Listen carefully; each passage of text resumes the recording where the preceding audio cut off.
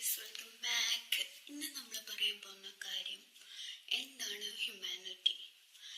എൻ്റെ കുറേ ഫ്രണ്ട്സ് ആയാലും എൻ്റെ കുറേ റിലേറ്റീവ്സ് ആയാലും പറയുന്നത് ഗ്രൂപ്പ് ഓഫ് പീപ്പിൾസ് ഇപ്പോഴും സൂക്ഷിക്കുന്നതെന്ന് വെച്ചാൽ ഹ്യൂമാനിറ്റി എന്ന് പറയുന്ന പൈസ ഉണ്ടെങ്കിൽ ഹ്യൂമാനിറ്റി ചെയ്യാൻ പറ്റത്തുള്ളൂ. കാരണം എൻ്റെ അടുത്ത റിലേറ്റീവ് പറഞ്ഞതാണ്. കാരണം ഞങ്ങൾക്ക് ജോജി ചേട്ടൻ്റെ കൂട്ടും അനന്തു ചേട്ടനെ കൂട്ടും ഉബൈ ചേട്ടനെ കൂട്ടും ഇങ്ങനെ ഹെൽപ്പ് ചെയ്യാനുള്ള സിറ്റുവേഷൻസ് ഇല്ല.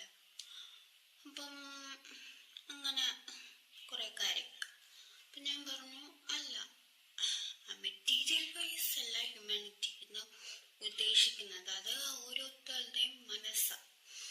എന്താ, നമ്മുടെ എമൗണ്ടിൽ നിന്ന് മറ്റുള്ള ആൾക്കാരോട് ദയ തോന്നി നമ്മൾ ഹെൽപ്പ് ചെയ്യുന്നത്, അത് ഓരോരുത്തരുടെ വ്യക്തിപരമായിട്ടുള്ള കാര്യങ്ങളാണ്.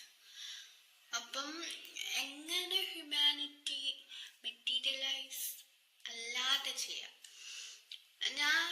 ഒരു ദിവസം ഞാൻ കാറിൽ പോയപ്പം എൻ്റെ ഹസ്ബൻഡിനോട് ഞാൻ ചോദിച്ചു, ചേട്ടന് ഹ്യൂമാനിറ്റി എന്ന് പറഞ്ഞാൽ എന്താ? നമ്മുടെ സമൂഹത്തിൽ എല്ലാവർക്കും ഉള്ള കാര്യമാണ് ഹ്യൂമാനിറ്റി. അപ്പം ഞാൻ പറഞ്ഞു, അത് എല്ലാവർക്കും ഉള്ള കാര്യമാണ് ഹ്യൂമാനിറ്റി. അപ്പം ഞാൻ പറഞ്ഞു, അല്ല, എല്ലാവർക്കും ഇല്ല, ചില വ്യക്തികൾക്ക് മാത്രമേ ഹ്യൂമാനിറ്റി എന്ന് പറഞ്ഞ കാര്യങ്ങൾ. ചേട്ടൻ പറഞ്ഞു, അതെങ്ങനെ? നീ ആണെങ്കിൽ ചിന്തിച്ച് ഇരിക്കുന്ന മൊത്തം തെറ്റ. എല്ലാവർക്കും ഹ്യൂമാനിറ്റി ഉണ്ട്. ഞാൻ പറഞ്ഞു, ഒരിക്കലും ഇല്ല, ആർക്കും ഹ്യൂമാനിറ്റി ഇല്ല. കാരണം ഹ്യൂമാനിറ്റി ഉണ്ടായിരുന്നെങ്കിൽ, എനിക്ക് ഇയർ അറിയത്തില്ല, ഒരു ചേട്ടനും അമ്മയും കൂടെ ബൈക്കിൽ പോകുന്ന സമയത്ത് ആ ഒരു അമ്മയുടെ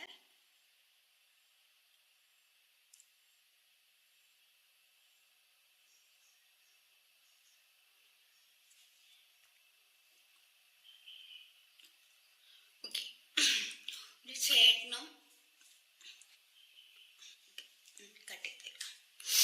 ഒരു ചേട്ടനും ഒരു അമ്മയും ബൈക്കിൽ പോകുന്ന ടൈമിൽ ഒരമ്മയുടെ സാരി ടയറിനകത്ത് കുടുങ്ങി ആ അമ്മ മരിച്ചു. ഹ്യൂമാനിറ്റി ഉണ്ടായിരുന്നെങ്കിൽ മരിക്കുമോ? പറ. ആൾക്കാർക്ക് ഹ്യൂമാനിറ്റി എന്ന് പറയുന്ന കാര്യം ഉണ്ടായിരുന്നെങ്കിൽ ആ അമ്മ മരിക്കുമായിരുന്നു? ഇല്ല, ഒരിക്കലും ഇല്ല.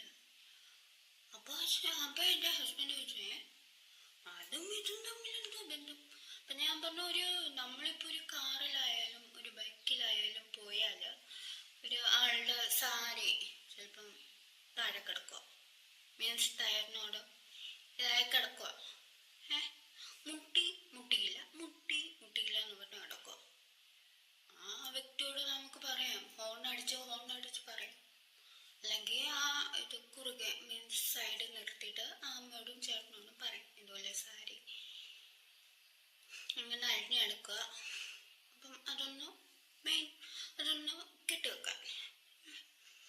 പിന്നെ റീസെൻ്റ് ആയിട്ടുള്ള നടന്ന കാര്യം, നമ്മുടെ ഒരമ്മയും anganwadi teacher, I think so, അംഗനവാടിയിലേക്ക് ആ മരിച്ചു, ഷാള് ഡയറക്റ്റ് മരിച്ചു.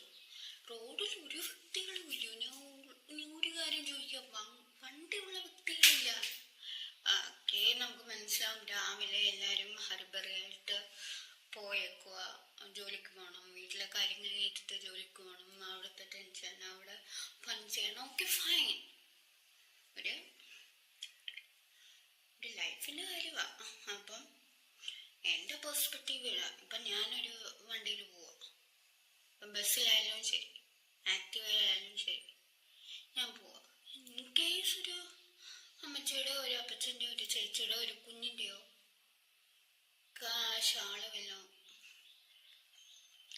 ഷാള് വല്ലതും തറയോട്ടോ എല്ലാം പോയി കഴിഞ്ഞാൽ ഞാൻ ഇൻഫോം ചെയ്യും. ഞാൻ ആദ്യമൊക്കെ തിരിഞ്ഞു നോക്കണമെന്നില്ല, കണ്ടിന്യൂസ്ലി അടിച്ച് അവരെ ഇൻഫോം ചെയ്യുക, പുറകെ പോയി ഇൻഫോം ചെയ്യുക. അപ്പം നമുക്കൊരു ഹ്യൂമനാവും, മീൻസ് മറ്റുള്ളവരെ അപകടത്തിൽ നിന്ന് രക്ഷിച്ചാൽ. അപ്പം ഇതാണ് എൻ്റെ പെർസ്പെക്റ്റീവിലുള്ള ഹ്യൂമാനിറ്റി. നമ്മുടെ കയ്യിൽ നിന്ന് പൈസ പോകുന്നുണ്ടോ? which is സമയം. സമയം എല്ലാം ഇമ്പോർട്ടൻ്റ് ആണ്. സമയം വേണം എല്ലാത്തിനും. ഒരു ചെറിയൊരു സമയം കൊണ്ട് അങ്ങോട്ടും പോവാം ഇങ്ങോട്ടും പോവാം.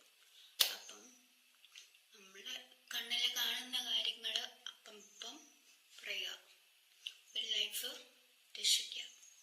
That's it. Thank you.